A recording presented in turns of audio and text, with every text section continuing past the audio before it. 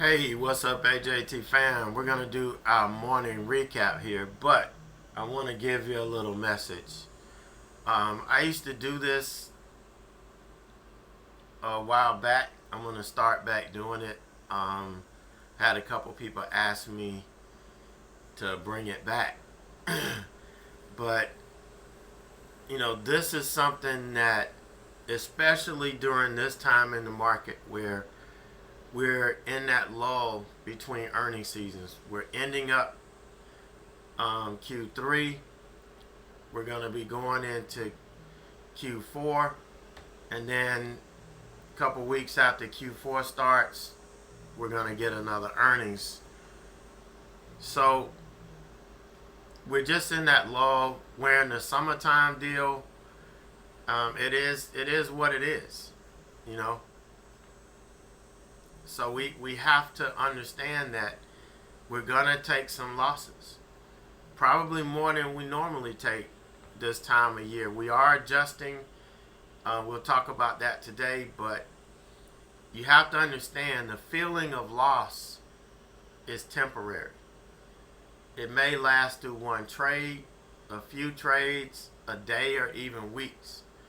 But eventually the trend will reverse and turn positive.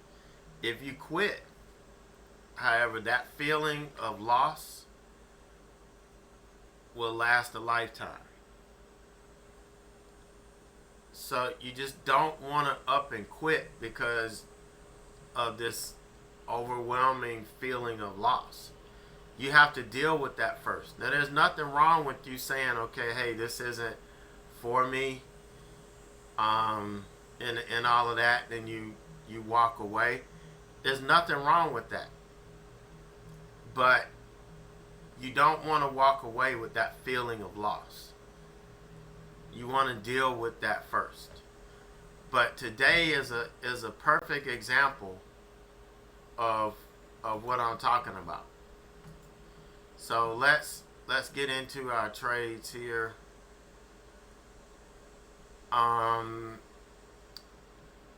We'll start with Meta. Meta was the first trade of the day. Alright, so you can see this was kind of the pre-market high, pre-market low in through here. So what I did was, let me mark it. This is the pre-market low. So once we broke below the pre-market low and we got below the 200, which is this black line here, I shorted it. And this was an aggressive move. This was the first 5-minute candle. But as soon as I got in, it started getting bought back up and eventually had to stop out. This is kind of what the market does during this time. It will fake you out one way. So you really have to be careful with being aggressive. For me, this is what this is about. This is about being aggressive when I shouldn't have been aggressive. But it is what it is. I should have waited the 5 minutes. Had I done that, I would have been in a positive trade on Meta. Yeah, it would have taken a little while, but I would have been in a nicely positive trade. So yeah, we started we started out going the wrong way on Meta. Then we got into Tesla, and here was the Tesla deal. I got in on the 5-minute open range break. It pulled back, and I added to it. Now this is an adjustment that I make during this slow time. This is one of the adjustments that I make. I got in, and what I did was I didn't get in the full size that I would want to trade this. So I got in 300 shares here. When we pulled back and we were bouncing off this level, I got in 200 more over the 9 here. And of course I don't respect VWAP, so wasn't a big deal there. And then I started taking profit. Tried to do a reversal here off of the linear regression channel. Was looking for a reversal. It wasn't time yet, so I ended up having to cover. And then once we broke out, I bought, started taking profit. Bought again, added back here. Like we took profit here. Here we sold off a little bit. Once we got back above the high, got some more. Took some profit here. Took some profit here. Took more here at the linear regression channel. And took some more here. But what happened was I had a extra 25 shares or something on, and when I covered the rest of or when I sold the rest of this, it actually took me short. So what I did, I added for the reversal here, got my first target. Unfortunately, it bounced and stopped me out at break even, but the reversal's continuing. You're going to see it's going to come down and it's going to hit that. Let me make sure I don't have another order sitting out though. Hold on. Yep. Got to take this off. So,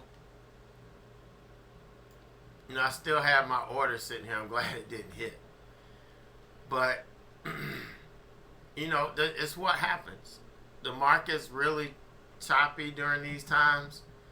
It could be really good. It could be really bad. It could be frustrating. You just got to keep your wits about you. You got to have a strong mind. And that's what I'm trying to do, help you guys develop to where you don't let these things bother you. Yeah, I'll get pissed and I'll call a stock a name or something like that, but I don't let it take me out of my game. I stay focused, I stay locked in, and ready to take on any challenge that the market's going to give me. So that's Tesla. And you guys know we've been waiting for WDAY. It didn't break out yesterday, but it broke out today. So I did get some. I was looking for the top of the linear regression channel, but it didn't quite get there. It stopped at 240.50. We got the pullback here. It is still holding the 9. I think we can make another run. It may not be until after lunch. I don't know. If this holds up, I think we can make another run. We just have to wait and see. This is an all-day hold. I want to see. It's low volume stock. These I tend to do an all-day hold on. I like to do these during the summertime because that way it can just chop its way wherever it wants to go. And I'm not watching it. It's not giving me any frustration or anything like that because I'm just letting it go. It's just like a intraday swing trade. I set it and forget it. And so, we're just letting that run. But some of you guys in the room this morning nailed the hell out of NVIDIA. And you're probably still in it. This really didn't give any pullback whatsoever. Just a little bump in the road. This didn't even make a lower low. This didn't even make a lower low. It's just amazing. What this stock did today. And we looked at Meta. Meta did a nice breakout. Microsoft, again, once we got over yesterday's close price, and look at this thing. So all of the stocks on our watch list really gave us some good moves. The only one, I don't even think there's even one that didn't. Look at Netflix. Now Netflix had some pull, go up, pull back, go up, kind of pull back. But look at the move. Nothing that should have scared you out. Nothing. And if you're getting scared out of these trades, we need to talk. We need to talk. Our job is to make money. And in order to do that, we do have to incur risk. We have to be okay with risk. And I'm going to tell you this. If you can't trade without watching your P&L, you have not accepted the risk. I don't care what you think. Subconsciously, you have not accepted the risk. Okay, that's just the way it is. If you have to trade with your P&L up and you're watching it throughout the trade and you're using it to make trading decisions, you've not accepted the risk of trading. And your profit potential is going to be severely limited. I know you don't hear that a lot, but think about this. If you hear the same thing from 90% of the people teaching you, and less than 10% are telling you what I'm telling you, and the failure success rate is 90-10, who the hell should you be listening to? That's the question.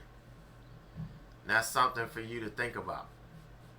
I know what some people tell you may make sense, but if you haven't figured it out yet, trading does not make sense. It doesn't. So if you come in trying to make sense out of trading,